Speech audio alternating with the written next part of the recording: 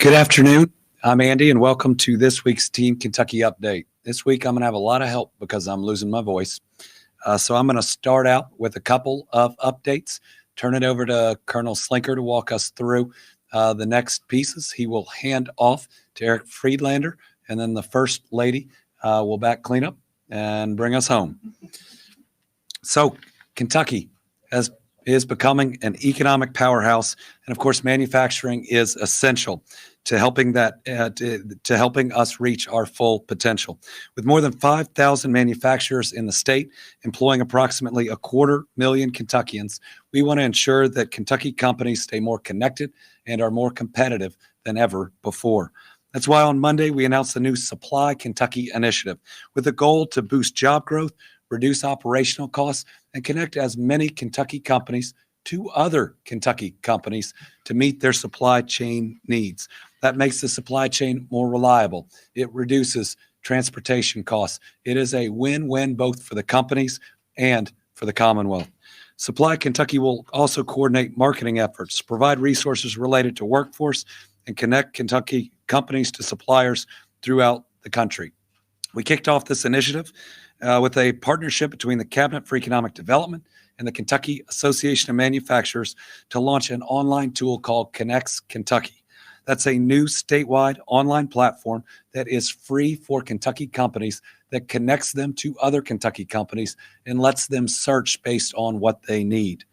There'll be more than 140,000 manufacturers locally and nationally that can be searched based on qualifications, equipment, certification, processes, capabilities, U.S. Small Business Administration designations, and other criteria. The platform connects Kentucky manufacturers so they can align their needs with suppliers that are as close to them as possible. Also lets them discover new contract opportunities, post and receive RFPs, and build connections that will result in long-term partnerships. In many ways, this is both ensuring the competitiveness of our manufacturing sector. That's 12.5% of our workforce compared to 8% nationally. But it's also us not resting on the economic success we've had coming off the best 2 years in our history, but knowing that we've got to stay in the forefront. We've got to continue to innovate and provide new tools to our businesses. That's exactly what we're doing. Next, I want to highlight some exciting news regarding our state's site development initiatives. Yesterday, we announced that up to $34 million in state funds are one step closer to being distributed to develop land and buildings in local communities to support new, good-paying jobs and economic growth across Kentucky. In many ways, this is looking at how we landed that Ford project in Glendale. It took decades of development, the state and the local government, building up that site, ensuring we had ownership of all of it, working on roads, interstate, rail, and the rest. This product initiative tries to help every county have their version of Glendale, to take their economic development sites they have now and to improve them in important ways and or grow the sites that they have. So 54 site development projects are requesting these funds. 54 are moving forward in the initial round. They're now moving on to the Kentucky Economic Development Finance Authority, which will give them final approval.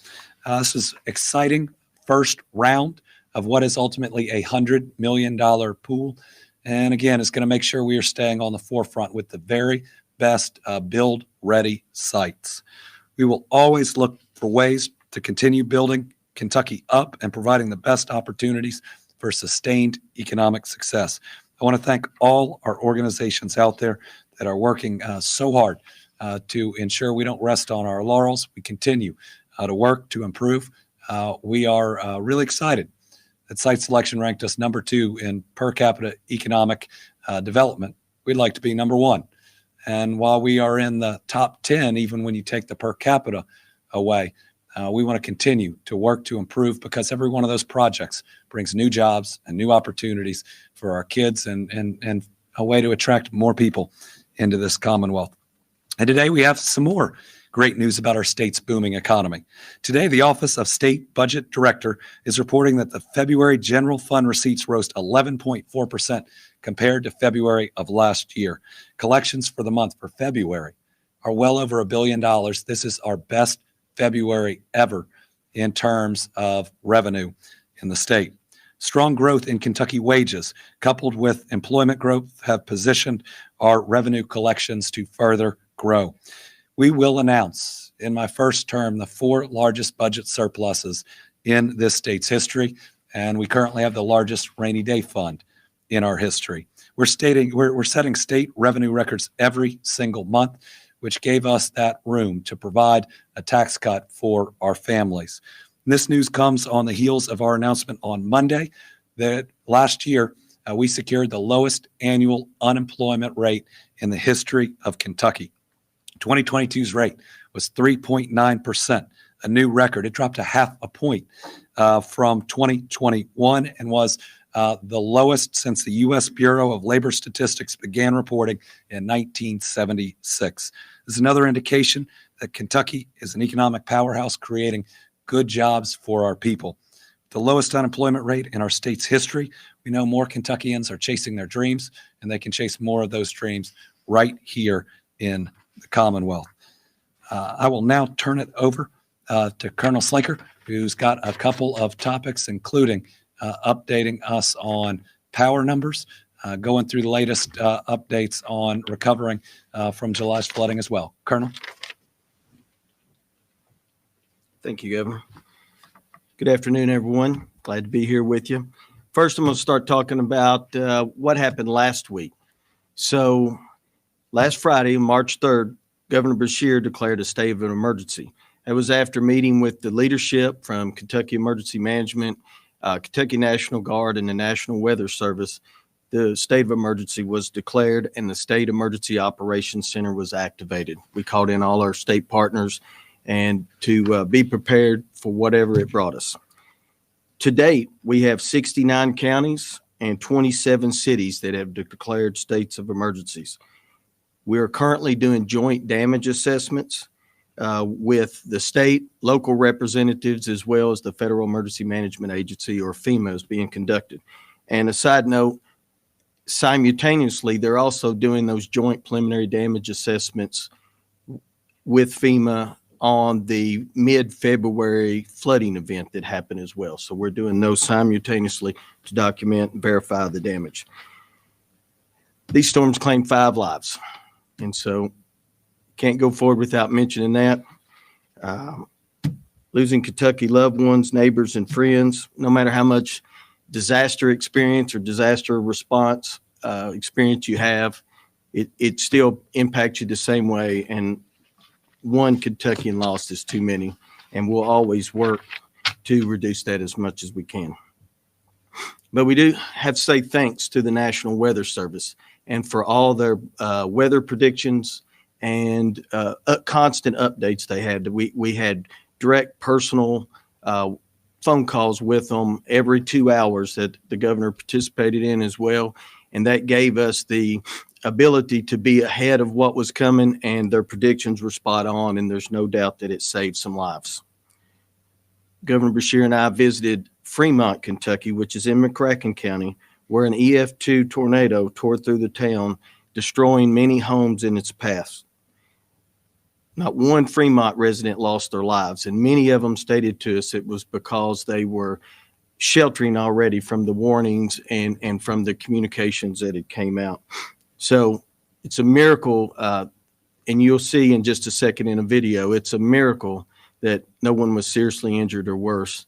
But being prepared and having a plan and getting those warnings out early is crucial. Now, if we'll have the video. I want to thank the governor for coming here. I knew he'd be here. He's always here when we need him, and brings a team and resources statewide that's just so helpful. But just because we don't live here don't mean we don't care about you.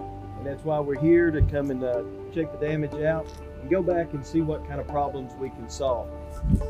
We've become familiar with this process, and we all come together as Team Kentucky whenever this transpires. And this is my area and my community, so it hits home even a little bit more, and that's what we're all here for, and we're here to help. What happened in Fremont is a miracle. I mean, we had an EF2 tornado basically go down their main street, hit a number of houses. You look at the force and the violence at which it hit, and everybody is okay. No deaths, no serious injuries, no minor injuries. While a tornado came through here, God's hand was also at work protecting people.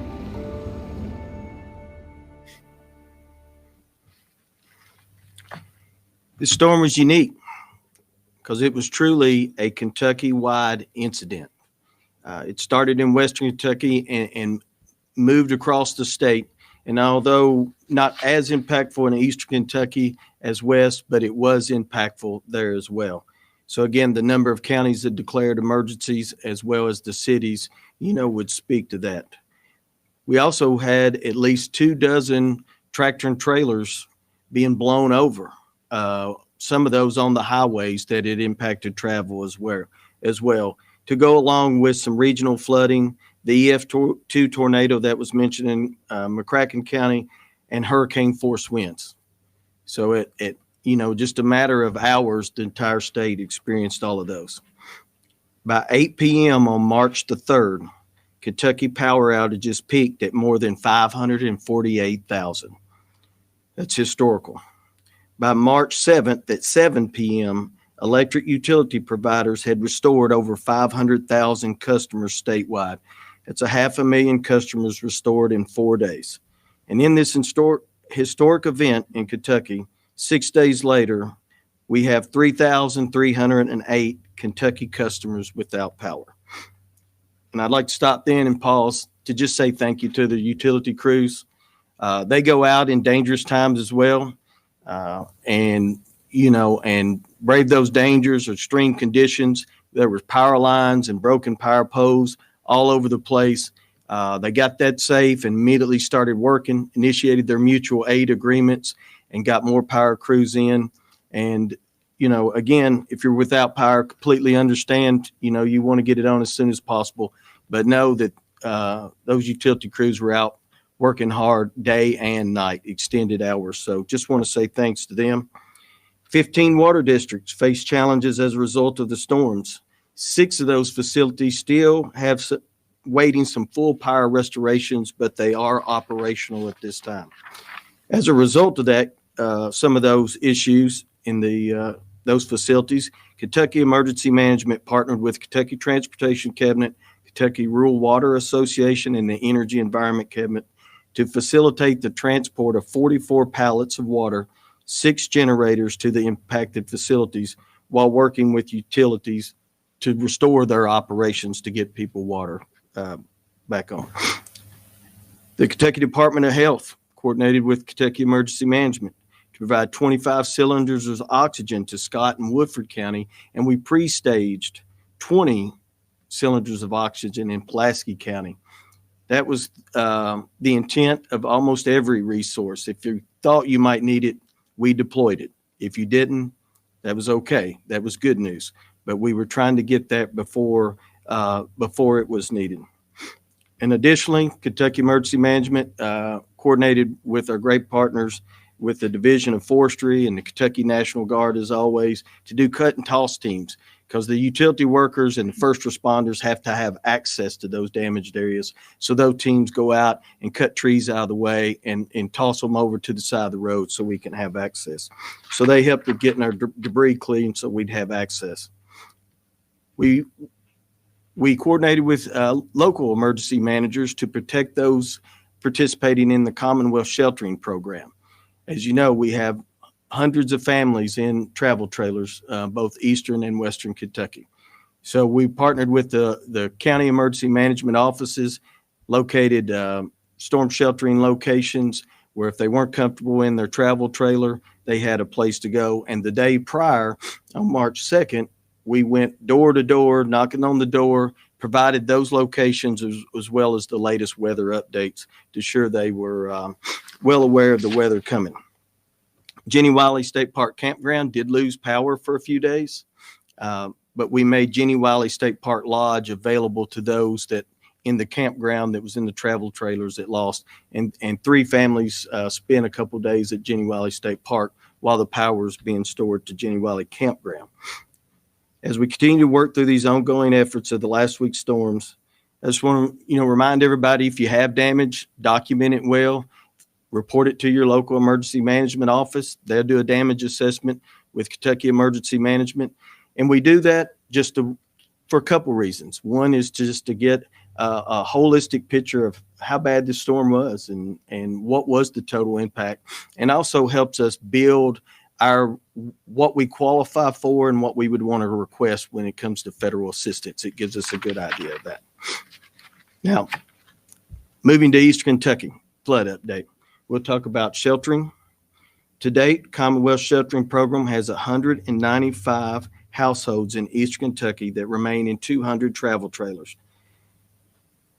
191 trailers are occupied at 9 different commercial locations, while 9 trailers are on site at private locations. That is a reduction of sites. You may, through past updates, know that there was 10, but Crockettsville, people were finding better options as there was some vacancies at the other site in Jackson. Some moved there as well. So we were facilitating, what was best for that family, but we were able to demobilize one of those sites and consolidate. 4 people are sheltering in one hotel and 18 people are sheltering at state parks. That's down from 360 people that originally sheltered there on September 1st. Going to FEMA assistance. FEMA has approved more than $101.5 million in individual assistance grants. That's an increase of over 1.1 million from last week. And that's kind of notable because, we're several months out from the disaster now, and we are still working with each individual daily and getting appeals accomplished or finding new people or new things that they had left off their original application. And we're getting that in and getting more assistance out on the street. In addition, 19 applicants have received the max grant of $37,900, bringing the total housing assistant max grants to $25.5 million for 673 survivors. If you need help, please call FEMA directly or visit a multi-agency resource center that you can be located at Emergency Management website. And remember, those are now on rotating schedules, so check and see what your times are in your county so you'll know when to arrive. Rebuilding homes in East Kentucky. Last week, we broke ground on the first home partially funded by the Team East Kentucky Flood Relief. Once completed, the home will bring a family back to Letcher County who was displaced after their home was destroyed by the floods. We're glad to give that opportunity to the Adams family to come back home to Letcher County. Additional families are ready to break ground on new homes in the next few weeks, also with partial funding from the Eastern Kentucky Flood Relief Fund. On behalf of the governor, we'd like to thank our partners, Homes Incorporated Housing Development Alliance and the Federation of Appalachian Housing Enterprises for their tireless work in getting families into their new and safe homes. The governor has also recently announced that the state has secured land for 2 high ground communities, Olive Branch in Knott County, Skyview in Perry County, with additional properties actively being considered. The vision for these properties includes needed high ground homes, but also vibrant communities with modern amenities, mixed use residential options, as well as a civic and community facility. To help bring this vision to life, the state has released a new request for a proposal for a program management expertise.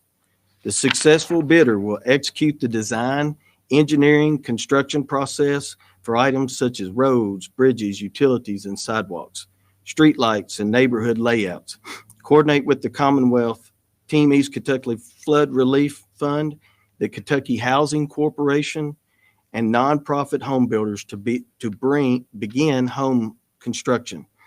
Proposals for the interested parties are due by 3:30 Eastern Time on March 24th, and there is also an opportunity for written questions. That deadline is noon tomorrow, Friday, March 10th.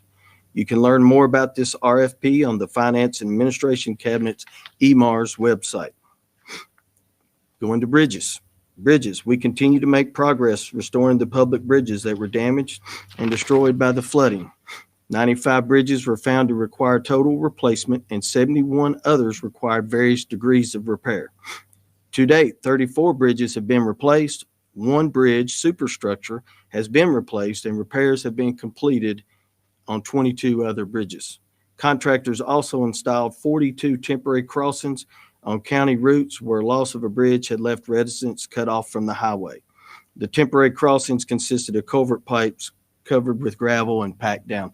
Again, temporary crossings at that time. The Team East Kentucky Flood Relief Fund update. As of March 8th, total donations are over 41,500. Donated amount over 13.1 million, and total disbursements were over 4.4 million. 440,000 in funeral expenses to families of the deceased. Over $4 million in $500 checks to survivors that were approved for any amount of FEMA assistance. Total commitments are $800,000 for building new homes and home repair. $600,000 to build new homes in partnership with Housing Development Alliance and Homes Incorporated. $200,000 for home repairs in partnership with Foundation for Appalachian Kentucky. Donations are still very much needed. You can donate at Team EKY floodrelieffund.ky.gov. That's 15,000 plus donors so far this week. So at that time, that includes the update on the current situation as well as the East Kentucky flooding. I'm going to turn the podium over to my good friend and great partner, Secretary Freelander.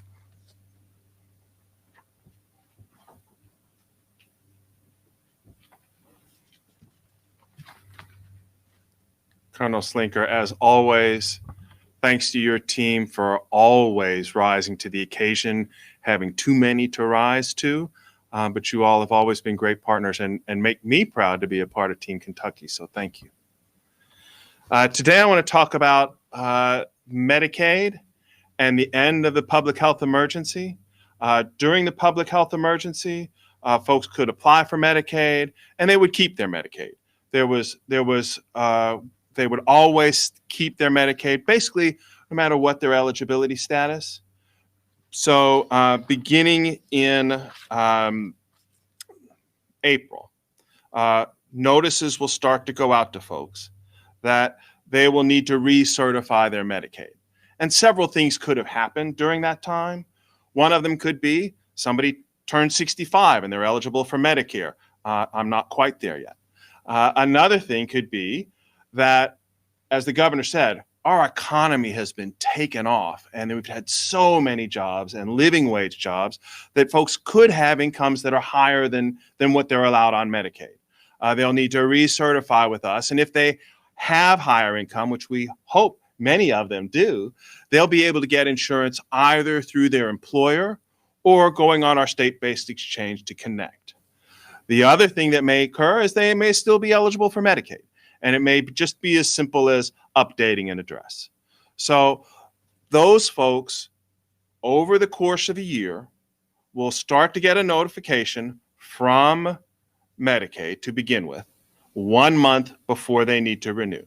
So folks need to start looking in their mail, and they'll see something from Medicaid, from the Cabinet for Health and Family Services, and probably from their managed care organization. So keep a lookout for that. There are ways to sign up for that. I think there's a first and second slide. And so these are the ways that you can sign up. I always encourage people to go online if they can. It is the best way to get in touch with us and update that information. There are connectors that are available, and you can reach them also through these websites. And there are, if you're turning 65, a number that you can call that will help you navigate Medicare. That can be daunting, and there are folks who are there who are willing to help and ready to help you navigate that system. So I want to encourage folks to do that. There are maybe a couple of 100,000, 260,000 folks that may need to go through this process over the next year, and we want to make sure, because as the governor says, we believe healthcare is a right, that if you're eligible for Medicaid, if you're eligible for health care coverage, that you get it. And we want to make sure that we help you in every way we can to maintain or get health coverage.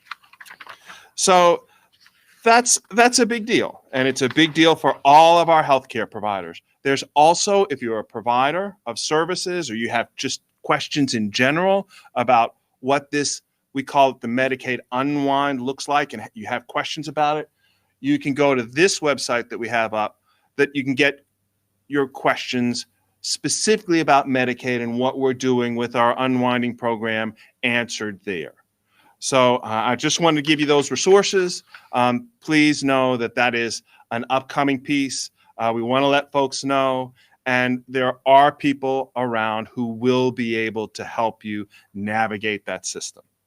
You can always go into a DCBS office or call our phone lines, but like I say, I think the best way to do it, if you can, is to go online.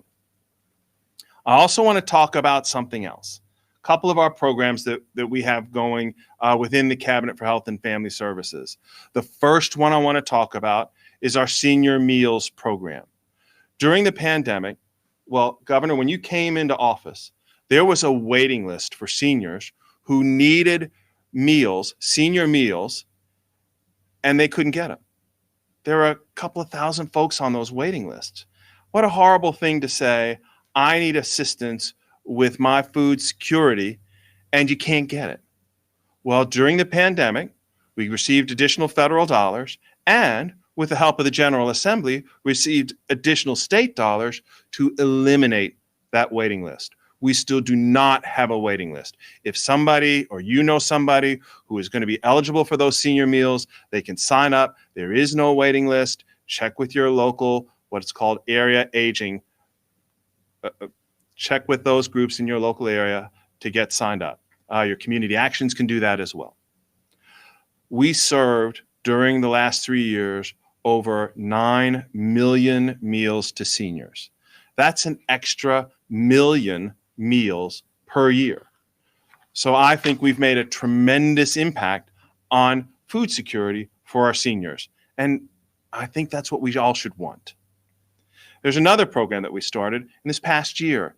It's called PACE, which means the Programs of All-Inclusive Services for the Elderly. And what that means is if you have a senior who is eligible for meets nursing facility level of care, we've been looking at trying to start this PACE program, Governor, for 30 years. And we were able to start this program this last year. And what that means is if you have a parent, if you know a senior and they want to age in place, they can. This PACE program provides services both in a center and some in home to keep folks in their homes.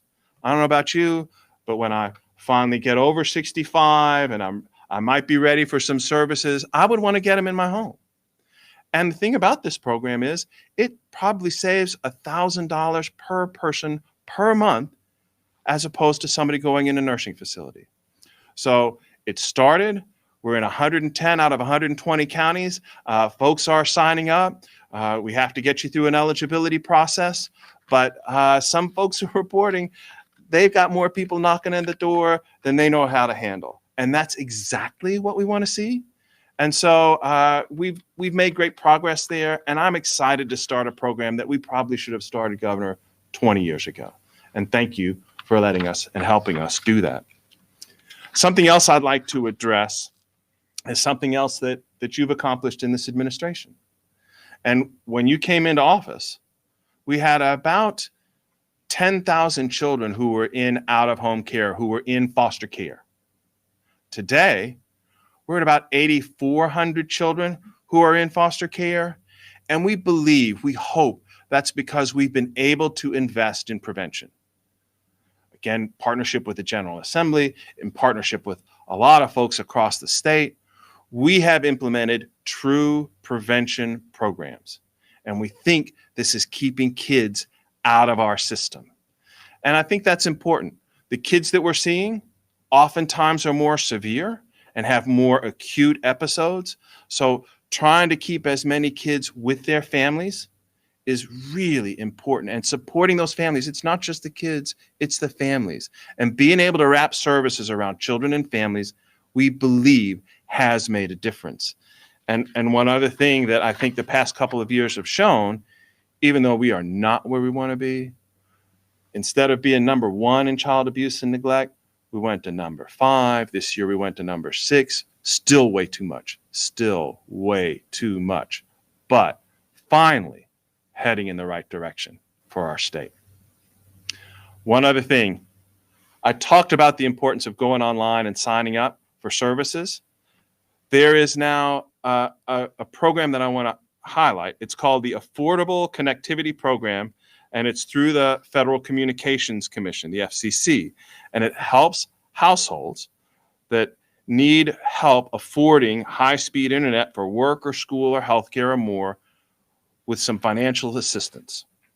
This benefit can provide up to $30 a month towards internet for eligible households. Eligible households can also receive a one-time discount of up to $100 for a purchase of a laptop or a desktop or a tablet from participating providers, as long as they put up $10 to $50 in order to purchase that equipment. A household that's eligible has to be below 200% of poverty or participating in one of the following programs. Either they've received a Pell Grant in the last year, they're eligible for free and reduced school meals or free and reduced breakfast program. Many programs in the cabinet like SNAP and Medicaid and supplemental insurance and WIC, also federal housing assistance, or the Lifeline program or veterans pension or survivor benefits. To learn more, go to fcc.gov/ACP. All of these programs are important.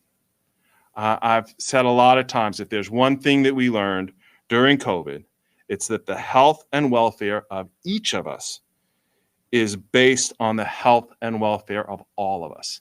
And Governor, you exemplify that. And your administration, I'm proud to serve because you exemplify that. And one other person who exemplifies that and has been really important across the Commonwealth in lifting up issues around children and making sure leading the biggest toy drives ever in the history of the Commonwealth is First Lady Brittany Beshear. Thank you. Thanks, Eric. I'm really happy to be able to take over this part for Andy today because it's celebrating some really great Kentuckians who make a huge difference for our children. As parents of 2 public school kids, Andy and I recognize the important role every teacher and school employee plays. That includes our school social workers. These heroes support the social, emotional, physical, mental health, and home life needs of Kentucky students. Through this work, our school social workers are empowering these children and helping ensure personal and academic success. This work is essential for our children, schools, and families. And Team Kentucky is committed to showing every single one of these leaders their value. This is why Andy and Jacqueline have built an education-first administration. Time and time again, they have stood up for our teachers and school staff, and that includes the recent Education First plan. This plan includes a 5% raise for all teachers and school staff, including school social workers, funding for social, emotional, and mental health services in school, another program that would support those we are honoring today, as well as universal pre-K to give every Kentucky child a head start at academic success. And this would help parents and caregivers balance work and life through childcare. This administration has also stood up for social workers as a whole, securing a much-needed pay raise and helping with hiring processes to ease caseloads. To our school social workers, we see your value. We know your value. We see the hard work you put in daily to make a difference. We are so grateful for your efforts and the positive impact you're making for kids across Kentucky. So with that, I get to steal one of Andy's lines. I'd like to invite you all to the proclamation table where Andy will proclaim March 5th through 11th as School Social Work Week in the Commonwealth.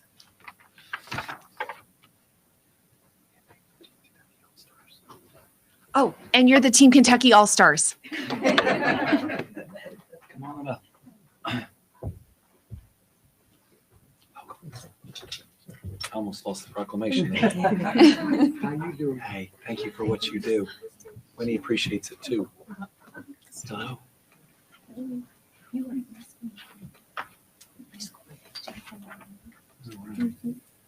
This look right? Okay. We all look up first.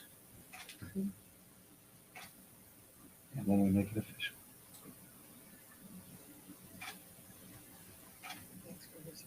You have it. You're welcome. Thank you. And this is really 2022 school social worker. Thank you, sir. I know. If you want me to, Please, go for it. Yes. How y'all doing? My name is Rudy Garcia. Like she was just saying, I don't know if y'all heard it. I'm the Kentucky School Social Worker of the Year. And I've been blessed for that position. I retired after 22 years in the military, jumped into social work. I've seen the travesties around the world. And I didn't want to see that within our country and within Kentucky. So that is why I got into social work after I retired to work.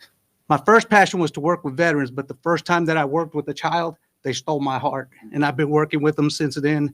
I started out as a therapist, and now I'm a district school social worker for Hardin County Schools. Been doing it for about 11 years, working with them, bringing in resources, and trying to help them out. Like the governor and the first lady were saying, we need to get that foundation for the families. We need to get the foundation for the individual students in order to provide them the opportunity to be successful Kentucky citizens and American citizens. And we can do that by the economic growth that we're having. I live about 5 minutes from Glendale, so we're going to be getting a lot of jobs. ECTC is building a building next to the battery factory to teach our community what they're going to need in that Ford factory to be able to get better pay, get out of the situations that they're in. And thank you all for having us. Thank you. Thank you all. We appreciate you. Thank you. Thank you, sir. Appreciate you. All right. Before we open it up to questions, I just re-mentioned a few things.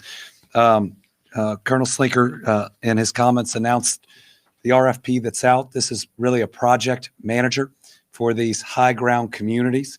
Going to take some skill and knowledge on developing a community, and we're going to bring in that help through that contract.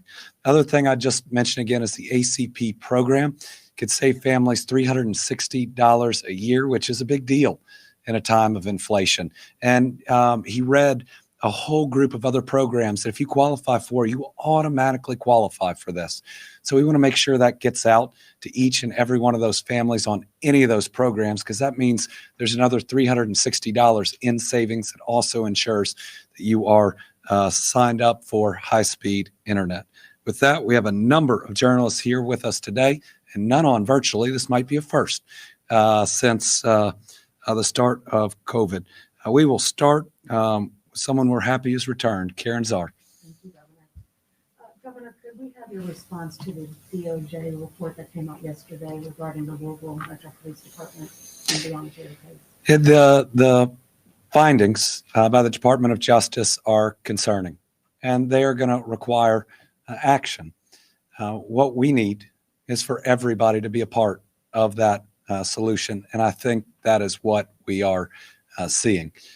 Even in the responses from different groups that are involved, while some might have different nuance and some may dispute different parts, what I see, at least by the end of each statement that's out there, is people want to work towards a better day with better policing, with a commitment from all involved. And I tell you what, we ought to learn from anything that's out there. This is something that I'm going to ask the state police to review, though it's not about the state police, and figure out what we can do better, being proactive. Same with the Department of Criminal Justice training. My hope is that this can be a tool to where people can feel safe in their community, feel safe about those policing them, and can help our police departments all across Kentucky to do that much better. I do want to say to law enforcement, we need them and we appreciate them. We can do all this and get better and do it together. Tom Latek. Thank you, Governor. Good afternoon to you. Do you anticipate having to go to the General Assembly for some funding to help out with the windstorm relief efforts? The question is whether we think we will need help from the General Assembly on windstorm relief efforts. Not at the moment. So in many ways, while we lost 5 lives, and that's tragic, and it is, for those 5 families, that's tough. I will say, for a storm that was perhaps the 3rd most damaging in terms of utilities that we've ever seen, it's amazing we did not lose more people, which means people were weather aware, which is a really good thing. So to all of our news stations all across Kentucky, thank you, especially your meteorologists, for getting out that word and helping to keep us safe. What we now have to do is really the damage assessments. We believe once we have a sufficient amount of that, we will be able to get the federal disaster declaration. That'll mean 75% of the costs of eligible costs will come from the federal government. So that'll be the biggest tranche of assistance money. Now, what we have seen is that we push politics aside after natural disasters. So if we don't see the need in the session, but might afterwards, I have no concerns with our ability to be able to work together. If a special session was needed at the moment, I don't see that. Tessa Duvall. Hi, Governor. Thank you. There are a couple of bills working their way through the legislature this session that relate to guns, firearms. One passed out of the Senate committee today, has already passed the full House, that would prevent local law enforcement from participating in federal gun bans. And there's another bill that's also advanced regarding carrying concealed weapons on college campuses. Do you have thoughts about those bills? If they've reached your desk, would you sign them? Would you veto them? So these are two bills I think that are in some sense moving. I guess one is on concealed carry on college campuses. I'm a strong supporter of the Second Amendment, but especially when you look at K through 12 schools, I just do not think that is a place where people ought to carry firearms. I believe the answer is an SRO in every single school system trained to protect us from the worst of the worst. I do want to hear from our college campuses about this, about what some of their current rules are right now. On the other, which prohibits local law enforcement from enforcing federal law, that's been struck down every single time that it's come up. I'd just like us to spend our time on things that we know are constitutional and that can improve our lives, like economic development, expansion of healthcare. That one will be challenged by someone in court, and each and every time is struck down. Lee Searcy. Yes, Governor. We spoke to you a few weeks ago regarding Kentucky State Police and the fact that less than 3% of the force is made up of sworn female troopers. Mm-hmm. You're familiar with the issue. Have you had any further discussions with the commissioner, executive command staff, and what specifically, a couple things, would you like to see change? Yeah. So there is no question we do not have enough diversity within our Kentucky State Police in terms of women or minority troopers. That's why we created the office that is now in recruitment with very a specific mission, where, first of all, we need more troopers. We've been losing so many over the years, but that our troopers ought to look more like and better represent the Commonwealth that they serve. We have made some improvement, but not enough. But I know there is an emphasis and an effort there that we need to continue. Now, we always need to make sure that we have a culture that makes everyone feel valued and one that can draw people in. So anytime that there are concerns that are raised there, we want to take them seriously. We're certainly watching court actions as they go through. And as courts find facts, which is what they do, that's what the courts are and juries are there for. We'll want to make sure we very carefully consider that too. Obviously, we've made some changes in state police leadership, and even some changes from when I started. I do believe there is a current commitment there, but that's one we've got to constantly see and push. I want the state police to be a welcome home to anyone who wants to be a trooper. Olivia? Yeah, the House passed House Bill 319 yesterday, which is kind of their biggest teacher shortage bill. What are your thoughts on the bill, and how do you feel overall about how the legislature is addressing this? Yeah, so our teacher shortage is a very serious concern. I know different ways that people measure it, but I look at how many teachers from a year ago left the profession before this year, and they are making predictions that that's going to increase for next year. This is a very significant concern, and I appreciate the bill going through and trying to do something. But listen, we are not going to make strides and advancements until we raise teacher pay. We are asking people to live in comparative poverty for doing something that we need them desperately to do. We are 44th in teacher pay. We're number 2 in per capita economic development. We're number 44 in teacher pay. We're going to have $2 billion more in revenue from this 2-year budget than we have expenses. We can more than afford this 5% across the board raise. And for legislators last year to give themselves an 8% raise, but only fund statewide public education enough to give a 3% raise is pretty wrong. The only way that we are going to start addressing the teacher shortage is to pay them better. And let me tell you, we see it bear out. We are seeing more applications for the Kentucky State Police, which we just talked about. And the reason? We significantly raised pay. We're doing better in corrections. The reason? We significantly raised pay. We're starting to see more applications for the Department of Juvenile Justice. Thank goodness. The reason? We raised pay. And when you look back at the other major action that has led to all these shortages, it was the elimination of pensions for new hires. So what you did, compensation is wages plus benefits. And we just took away the best benefit by far with a significant value, which means teacher compensation dropped precipitously and has never rebounded. We can't pay public sector wages and have private sector benefits, right? That it doesn't work that way. So listen, there's plenty of money. They've already opened the budget so many times, and I know are trying to claim that it hasn't happened. This really needs to move forward, and it shouldn't be viewed as a win or a loss for me. It should be viewed as a win and a necessary win for the Commonwealth.